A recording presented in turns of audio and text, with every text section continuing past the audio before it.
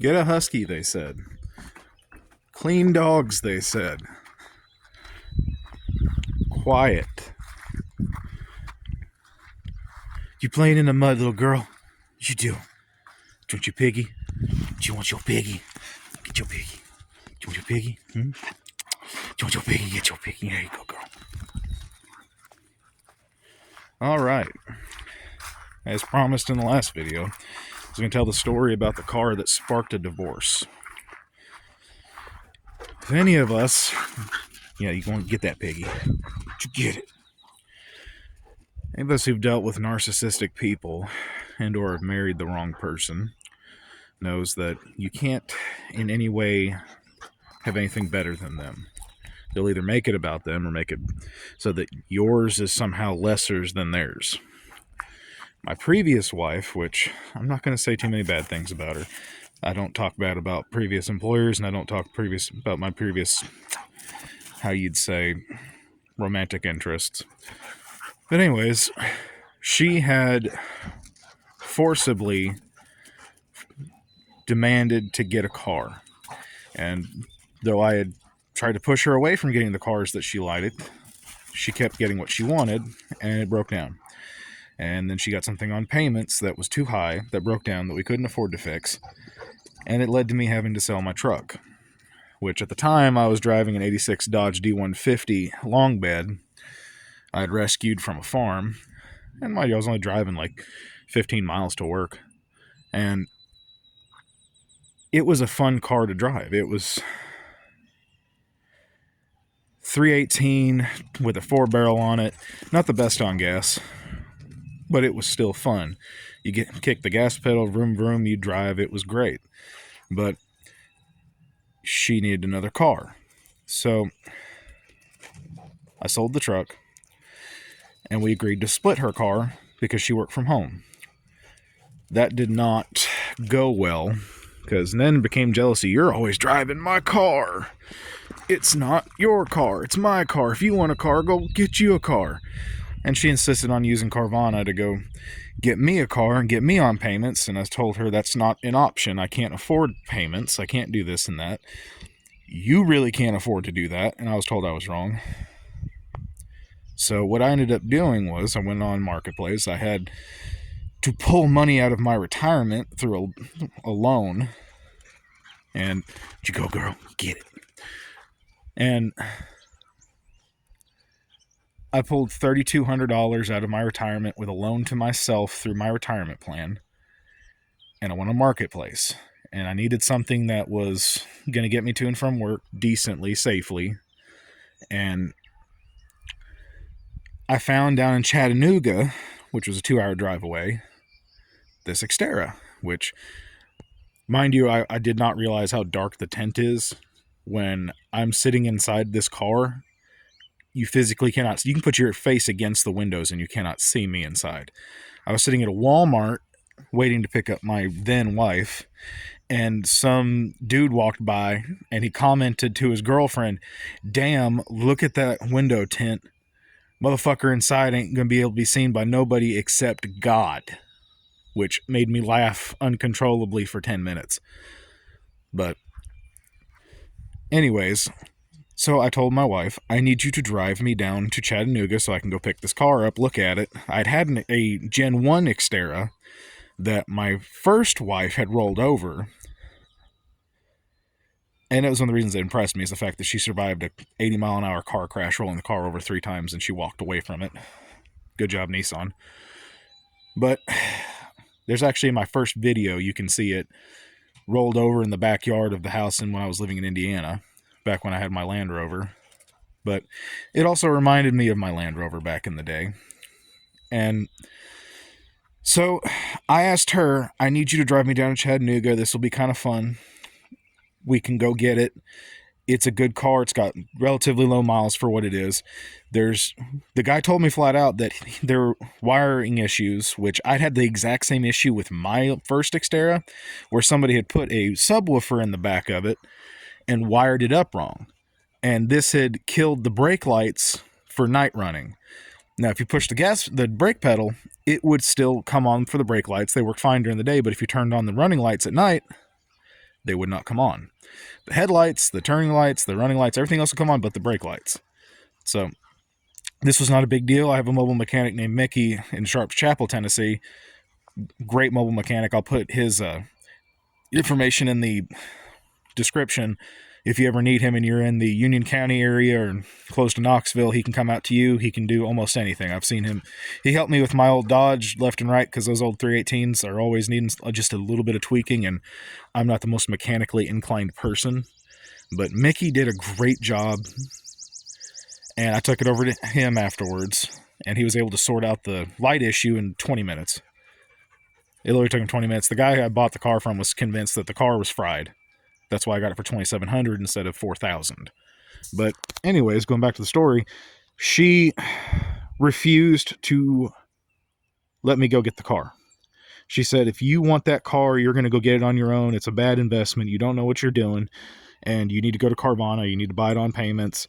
That way, blah, blah, blah. They'll fix it, which they won't. And I had little options left. I had no friends that could drive me. My family couldn't drive me. And this will be another story for another day, but my estranged father, who I had just gotten in contact with after 22 years of absence, I called him and I told him I need to get to Chattanooga, and he said I'll be there in about an hour. And mind you, this is the second time we'd seen each other in 22 and a half years, and jumped in the car. He drove me the 2.5 hours down to Chattanooga, met the guy. He walked me through everything on the car, everything he'd done to it, which it was almost bone stock other than the tinting and a kill switch in the dash that turns off all the running lights and headlights and stuff, which is kind of little sus.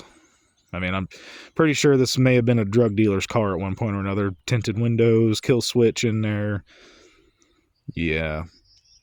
But anyways, my father drove me down there. We picked it up, came back, and drove fantastic. It still drives fantastic now.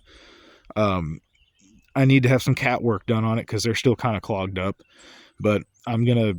And somebody put a Flowmaster on this. If I crank this up right now, I don't know why on earth you would put a set of Flowmasters on a Nissan. Unless it was like an early 80s, or late 80s, early 90s Frontier. Maybe a Pathfinder, but this thing sounds weird. It's loud. It needs to be fixed, and it will be fixed in time. It's going to be the first thing gets done before I paint it. But, so I go and get the car. It looks just as good as it does now, and it's paid for. I have a title in hand. It looks better than the 2010 Honda CRV. CRV? Is it a CRV? I don't know. It's a little Honda SUV she had to have that she paid $21,000 for 2010, which we could not afford. And the first thing she says is, well, how much a month are you paying on this piece of shit? And I was like, well, nothing, it's paid for. I have the title.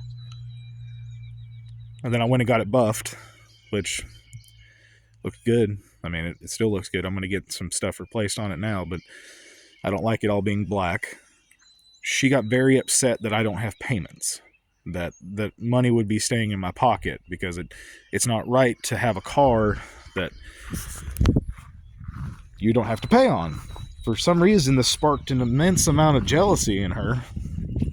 And every fight boiled down to, well, your car's paid for. You need to give me more money. You need to do this. You need to do that. And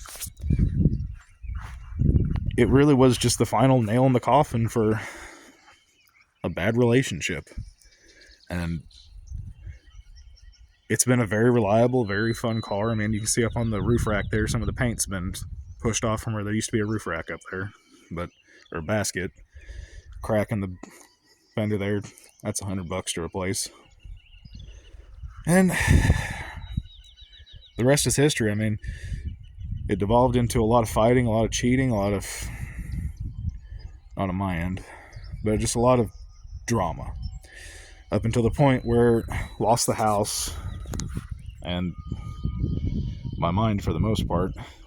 There's those Thunder Ranger tires, brand new. I had them put on. You can see on my rims where the tires went flat, and it just knocked the enamel off the rims. It was just terrible.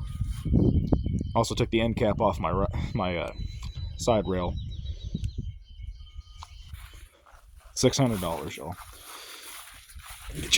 Look how thick that is. Yeah. But so all in all, it started the end process for the divorce.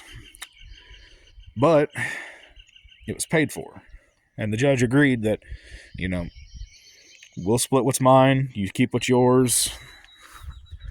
We both have good running cars. We don't need to pay any money back and forth. LS. There's critters running around everywhere around here. And I couldn't be happier with the car. I mean, I'm going to put probably another $2,000 into it to get it ready to go cross country, which I'm not going to say where I'm going because I know my ex is going to see these videos and she already harasses me enough. But you can do it if you need to get back on your feet. You can find cheap cars on Facebook Marketplace. Just put a little money in them. I Blue Book on this right now. It's almost $5,000, $6,000. I paint it and get it cleaned back up. 8, 9. And it's running good. I mean, even with the cats a little clogged up, it still runs good. And once I get them fixed and I get the car just financially just where it needs to be, because where I'm going, I have vehicle inspections. I can't have a check engine light on anymore. But all in all, the only thing I've done to it since I purchased it was I fixed the wiring, put brakes on it. I've now put tires on it because I got nearly 100,000 miles out of a set of Cooper Discoverers, which, even though I got 2 flats at once, I don't think it was the tire's fault. I do not. I do believe I hit something. I just didn't see it because I was driving at 4:30 in the morning. But I had a 2005 Jeep Liberty diesel. Oh, I love that diesel. That I had put these Thunders on before, and I was driving 124 miles a day round trip, and they lasted me nearly a year. So I can't complain about them. And I've got a great shop, which I'm going to put their description in the next. I'm going to do a video entirely on them over in Knoxville. That $20, they mounted, balanced, put new stems on the tires.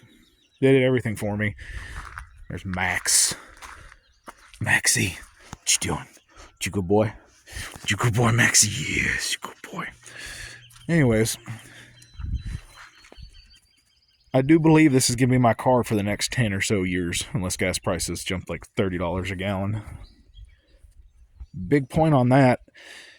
This gets 16 to 18 miles to the gallon, and a lot of people think that you can't survive on that, but when you don't have other bills, it's not that bad.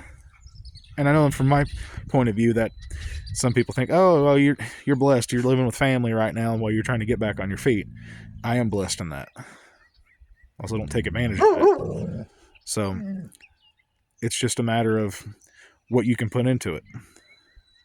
If you want to have any questions about the car that sparked a divorce, feel free to put it in the comments. I'll get back to you if I can. I can't honestly answer everything, but any suggestions.